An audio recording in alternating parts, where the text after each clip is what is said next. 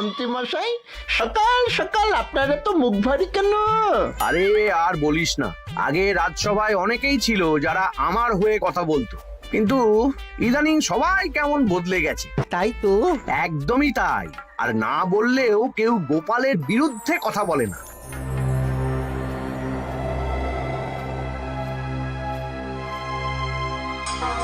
কি মন্ত্রী মশাই, আজকাল তো আমার কথা আর মনেই পড়ে না, ভুলে গেছেন নাকি? আরে না না ভগবান, তুমি হলে আমার তুরুপের তাস। ঠিক সময়ে ঠিক সুযোগ এলে তোমাকেই ডাকবো। একটু দেখবেন। হ্যাঁ, আরে নিশ্চয়ই নিশ্চয়ই। এই চলি রে, আবার রাজসভায় যেতে হবে।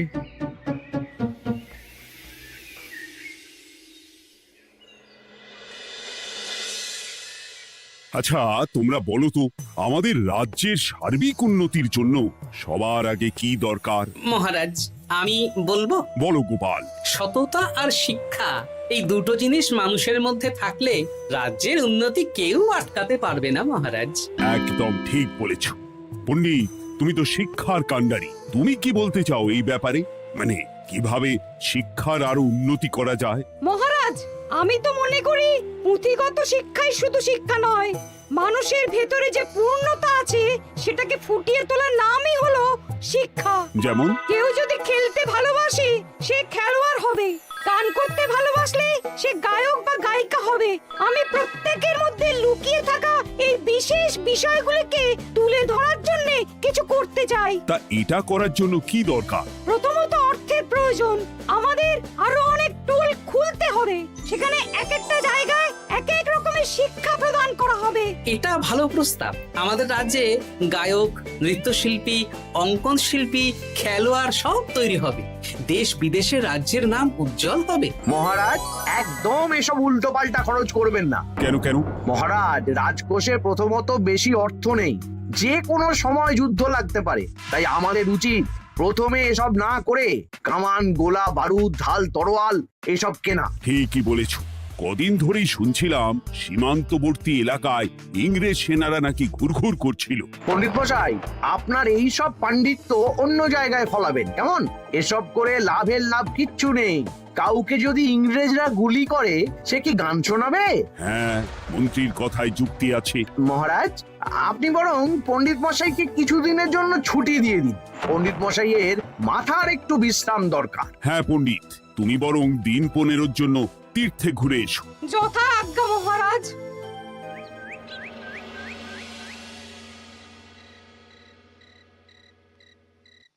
শোনো ভগবান, সকালেই তুমি কাজের কথা বলছিলে, আমি এমন ছক কষেছি কালকে থেকেই তোমার জন্য একটা ভালো বেতনের কাজ জোগাড় করে দেব। শুধু যা বেতন পাবে তার অর্ধেক আমাকে দিতে হবে, কেমন? রাজি রাজি। কি কাজ বলুন?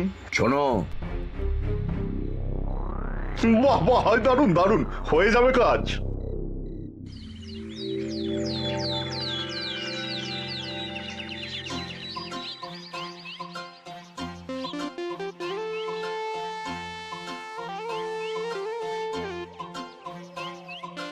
এই সকাল সকাল রাস্তায় ঘুরঘুর করছিস কেন? হ্যাঁ, পড়াশুনো কি শিখেই তুলে দিয়েছিস? পণ্ডিত মশাই তীর্থে গেছেন, এখন আমাদের ছুটি।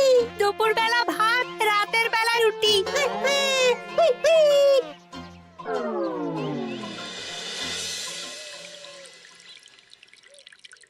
মহারাজ, গতকাল পণ্ডিতকে ছুটি দিলেন আর আজ পাঠশালার সব ছাত্রছাত্রী সকাল থেকে ঘুরঘুর করছে। এ কি, তাহলে তো মুশকিল। মুশকিল আসান করার রাস্তা আমার কাছে আছে মহারাজ। আমার সন্ধানে এমন একজন পণ্ডিত আছেন যিনি বহু ভাষাবিদ, অনেক পাণ্ডিত্য, দেশ বিদেশে শিক্ষাদান করেছেন। কিন্তু তাকে আমরা পাবো কোথায়? তিনি কৃষ্ণনগরে ঘুরতে এসেছেন, শুধু ওনাকে বেতনটা একটু বেশি দিতে হবে। এবং তিনি এই রাজ্যের যে কোনো মানুষের চেয়ে বেশি শিক্ষিত, তার পড়ানোর ধরনই আলাদা। সে কোথায়? আমি তাই ওনাকে আজকে রাজসভায় আসতে বলেছি। মহারাজ, আপনার সাথে একজন দেখা করতে এসেছেন। দেখুন মহারাজ, বলতে না বলতেই হাজির। ওনাকে ভিতরে আসতে বলো। আচ্ছা মহারাজ।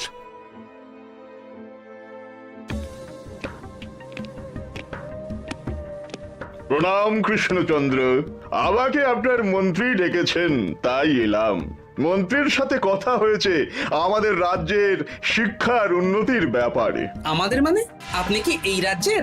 মানে এখন এই রাজ্যে আছি তো, তাই আমাদের রাজ্য বললাম। উনি সবাইকে আপন করে নেন। যাই হোক, তোমার শিক্ষার উন্নতির ব্যাপারে কি মতামত? মহারাজ, আমি এই রাজ্যের বিভিন্ন মোড়ের মাথায় টোল খুলতে চাই। তার জন্য অনেক অর্থের প্রয়োজন। তাতে কি উপকার হবে? ছাত্রদের জন্য তো নির্দিষ্ট পাঠশালা আছে। যখন শত্রুরা আক্রমণ করতে আসবে, তখন তারা দেখবে রাস্তার মোড়ে মোড়ে টোল, মোড়ে মোড়ে টোল। তারা বুঝতে পারবে এখানে সবাই শিক্ষিত। আর শিক্ষিত লোককে ক্ষমতার অধীনে রাখা কঠিন, যুদ্ধে জিতলেও শাসন করা মুশকিল। কারণ অশিক্ষিতকে বোকা বানানো সহজ, কিন্তু শিক্ষিতকে বোকা বানানো কঠিন। নতুন পণ্ডিত একদম ঠিক কথা বলেছে। কোনো বাইরের রাজা বা শত্রু আক্রমণ করার আগে 5 বার ভাববে। এই সেরেছে। গতকালই মন্ত্রী বলছিল শিক্ষার দরকার নেই, অস্ত্র কিনুন, আর আজকেই শিক্ষার পক্ষে কথা বলছে। ব্যাপারটা কেমন সন্দেহজনক, নজর রাখতে হচ্ছে। বেশ, আমি তোমার এই শিক্ষা সম্প্রসারণের প্রস্তাবে রাজি। মন্ত্রী, তুমি এই প্রকল্প দেখভাল করবে। আচ্ছা, কত খরচ হতে পারে একটা হিসেব করে আমাকে জানিও, আমি দিয়ে দেব। আচ্ছা মহারাজ, আপাতত 500 মোহর দিয়ে রাখুন, পরে যা লাগবে বলে দেব। উফ, সকালে এক পত্তন বাজার, বিকেলে এক পত্তন বাজার, আর পারি না। আরে হাত চালাও, হাত চালাও। বাবা, কাজ শুরু হয়ে গেল। হ্যাঁ, আর ছাত্রদের পাঠশালার কাছে যেতে হবে না। পাঠশালা ছাত্রদের বাড়ির কাছে চলে আসছে। যেখানে সেখানে পাঠশালা। এ তো যেখানে সেখানে শিক্ষা। ঠিক বলেছো। আজ থেকে আমি আর নতুন পণ্ডিত চালু করছি। ধরো শিক্ষা, মারো পেরে। শিক্ষাকে ছাত্রছাত্রীদের মধ্যে গেঁথে দিতে হবে। এতদিন জানতাম ধরতক্তা মার পেরে, এখন বদলে যাবে। কিন্তু একটা পণ্ডিত এতগুলো পাঠশালা একা সামলাবে কি করে? খেপে খেপে। মানে সকাল 6টা থেকে 7টা একটা জায়গায়, পরে 7:30 থেকে 8:30 আরেকটা। এইভাবে বিভিন্ন জায়গায় পণ্ডিত ঘুরে ঘুরে শিক্ষাদান করবেন। না, ব্যাপারটার উপরে মহারাজকে নজর রাখতে বলতে হবে। মহারাজ, আমার মনে হয় এই পাঠশালায় আগামীকাল থেকে কেমন পড়াশোনা শুরু হবে, আপনার সেদিকে একটু নজর রাখা উচিত। হ্যাঁ, দেখি আগামীকাল সকাল সকাল বিভিন্ন পাঠশালায় গিয়ে নজর রাখবো। আর হ্যাঁ, আমাকে নতুন পণ্ডিত একটা তালিকা দিয়েছে, কোন পাঠশালায় কখন পড়াবে সেটার তালিকা। আমিও যাব আপনার সাথে।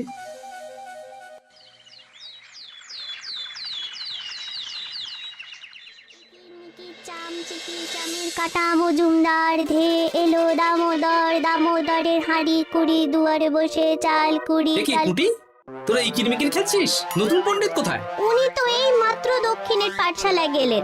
ন্যাপলা আর গুলটে আজ থেকে ওখানেই গেছে। ওদের দুজনের বাড়ি কাছাকাছি তো, তাই। আচ্ছা চলো তো গোপাল, দক্ষিণেই গিয়ে দেখি।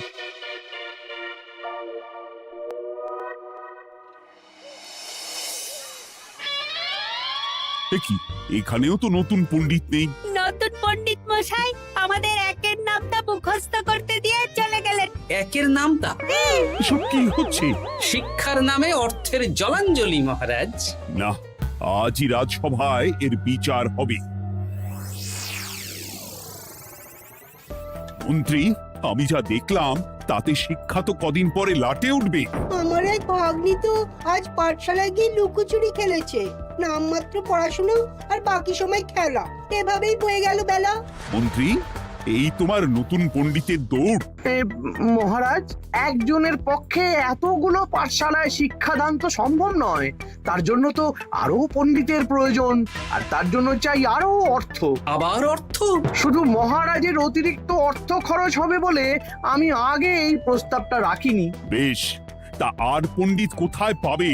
আমাদের নতুন পণ্ডিতের কাছে অনেক পণ্ডিতের সন্ধান আছে। উনি একটা হাঁক মারলেই সব চলে আসবে। বেশ, তাহলে তাই ব্যবস্থা করো। এভাবে শিক্ষার অবনতি আমি চোখে দেখতে পারবো না। আরো 300 মোহর লাগবে। পেয়ে যাবে। উফ, এ তো দিনে দুপুরে ডাকাতি। ব্যাপারটা ধরতে হবে। কিছু একটা ঘোট তো আছেই। আর নতুন পণ্ডিতদের যদি কোথাও একটু থাকা খাওয়ার ব্যবস্থা করা যায় তাহলে ভালোই হয়।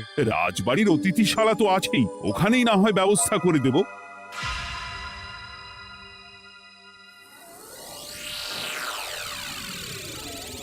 শোন বটা ঘটা আর কেলে পচা, তোদের এইবার এই ভগবানের মতন শিক্ষাদান করতে হবে। আরে আমি তো শিক্ষা বানানই জানি না। সে না জানলেও হবে, শুধু দাড়ি গোফ লাগিয়ে নকল পণ্ডিত সেজে কালকে থেকে পাঠশালায় যেতে হবে। কাকে কোথায় যেতে হবে সব আমি বুঝিয়ে দেব। আচ্ছা,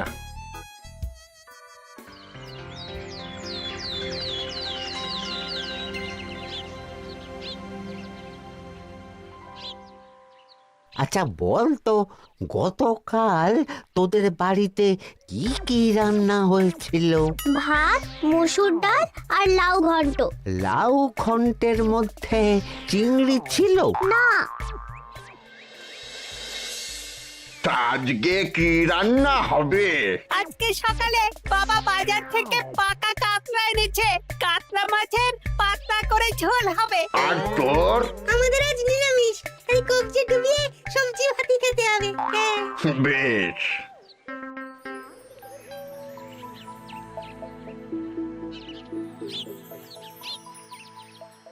বল, আজকে তোরা কি কি শিখলি? আমি লাউ ঘন্ট। আমি সবজি ভাত। আমি কাতলা মাছ। কি বলছিস কি? আজকে তো পাঠশালায় এই সব আলোচনাই হয়েছে। এবারে ব্যাপারটা একেবারে সহ্য সীমার বাইরে চলে যাচ্ছে। দাদু, আমাদের আগের পণ্ডিত মশাই ভালো ছিলেন। উনি কোথায় চলে গেলেন? মন্ত্রী মশাই ছলে বলে কৌশলে ওনাকে তীর্থে পাঠিয়েছেন। না, এখন আমাকে মন্ত্রী মশাইয়ের উপরে নজর রাখতে হবে।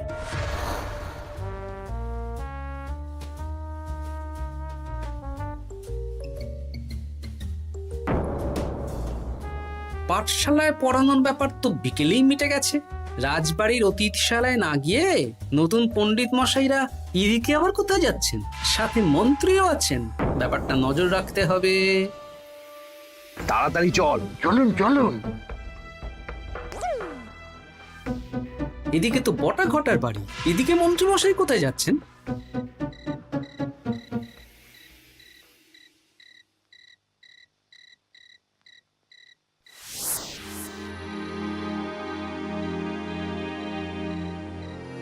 তারপর তোমরা সবাইকে কি শিক্ষা দিলে? শিক্ষা? স্যার আমাদের শিক্ষা নেই, চুরি করে দিন চলে। আমি কি করে শিক্ষা দেব?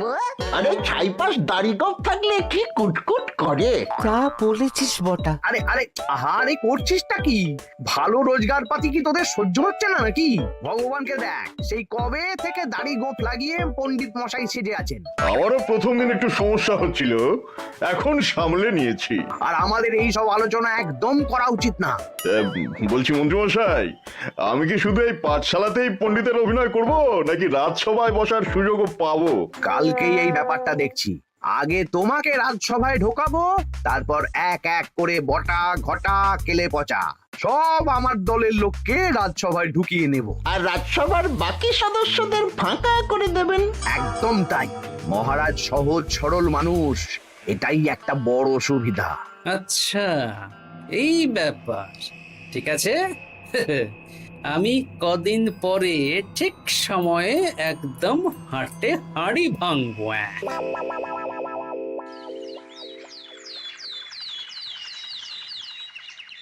তাহলে মন্ত্রী, আর কোনো সমস্যা নেই তো? না না মহারাজ, এখন আর কোনো সমস্যা নেই। দেখবেন এই ধরশিক্ষা মারপের এক প্রকল্পের নাম চারিদিকে ছড়িয়ে পড়বে। আমার তো মনে হয় একটু পাঠশালাতে বিজ্ঞান নিয়েও আলোচনা করা উচিত। হবে হবে, সব হবে। এখনো সব বাচ্চারা অজ্ঞান হয়ে আছে। আগে শিক্ষায় জ্ঞান ফিরুক, তারপরে না হয় বিজ্ঞান নিয়ে আলোচনা করবে। বিজ্ঞানী তো প্রস্তাবটা খারাপ রাখেনি। তুমি কি বেশি বোঝো? তাহলে তুমিই তো বিজ্ঞান শেখাতে পারো। আমি কবিরাজি শিক্ষা দান করতে পারবো। তোমার কবিরাজি শিখতে কেউ রাজি নয়, চুপ থাকো। আহ, দেখাই যাক না বাচ্চারা কেমন শিক্ষা লাভ করে। মহারাজ, বলছি কি, আমাদের পণ্ডিতের আসনটা তো ফাঁকাই পড়ে আছে।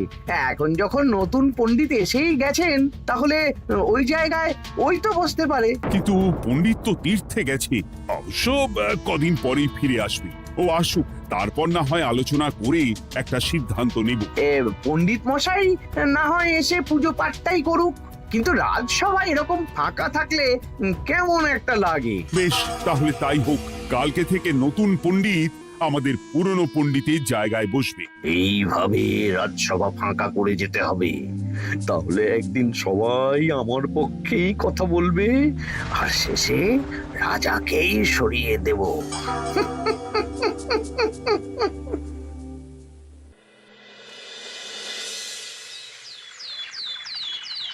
মহারাজ, সর্বনাশ হচ্ছে চারিদিকে।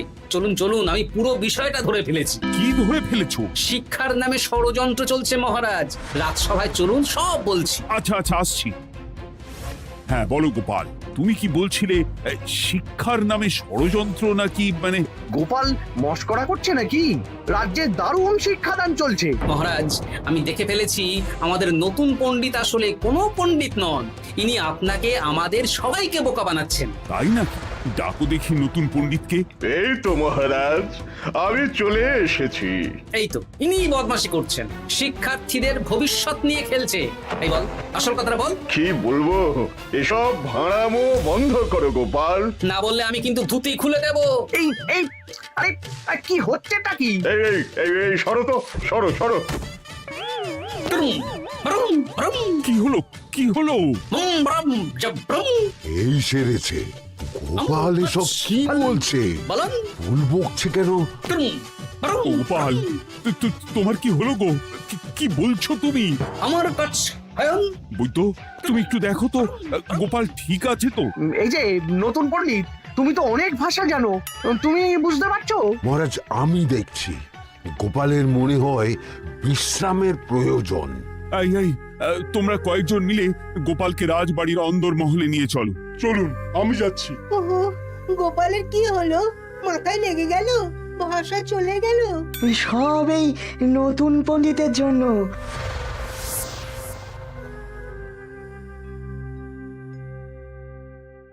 ভাল খাচ কাচ হায়ন মস্কর কাচ। মহারাজ, আমার মনে হচ্ছে গোপালের বাইরে থেকে কিছু হয়নি, ভিতর থেকে কিছু হয়েছে। নারী স্পন্দন, হৃদস্পন্দন সব ঠিক আছে। আমার বড় যাব ভ্রম।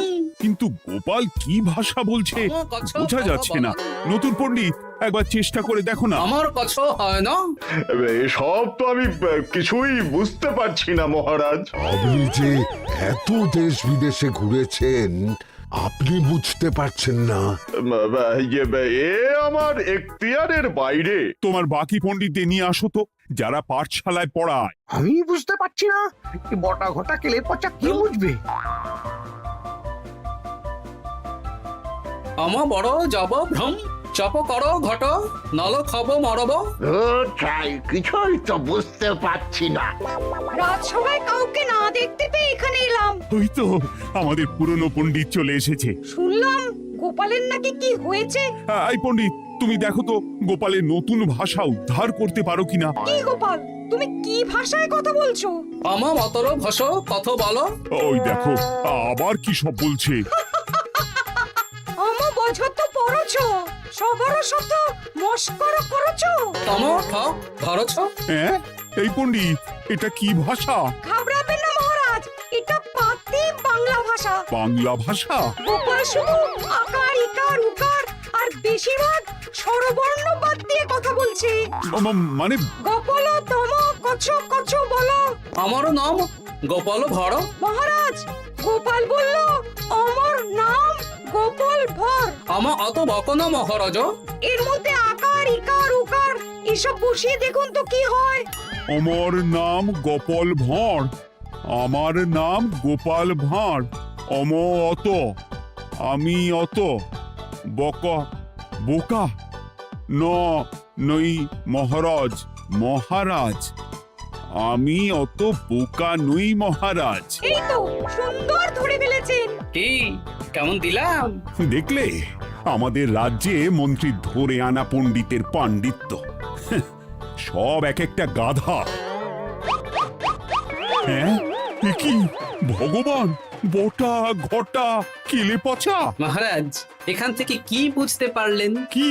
শিক্ষার বাইরেও অন্যভাবে সমস্যার কি করে সমাধান করা যায়, তাও শুধুমাত্র উপস্থিত বুদ্ধি দিয়ে, যেটা আমাদের রাজপণ্ডিতের আছে। তা তো দেখতেই পাচ্ছি।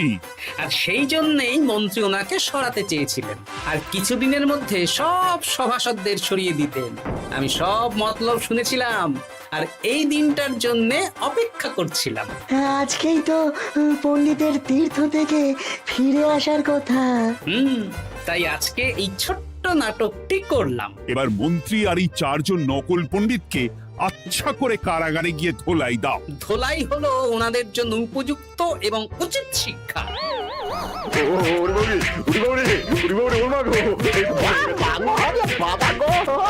ভুল হয়ে গেছে গো। আরে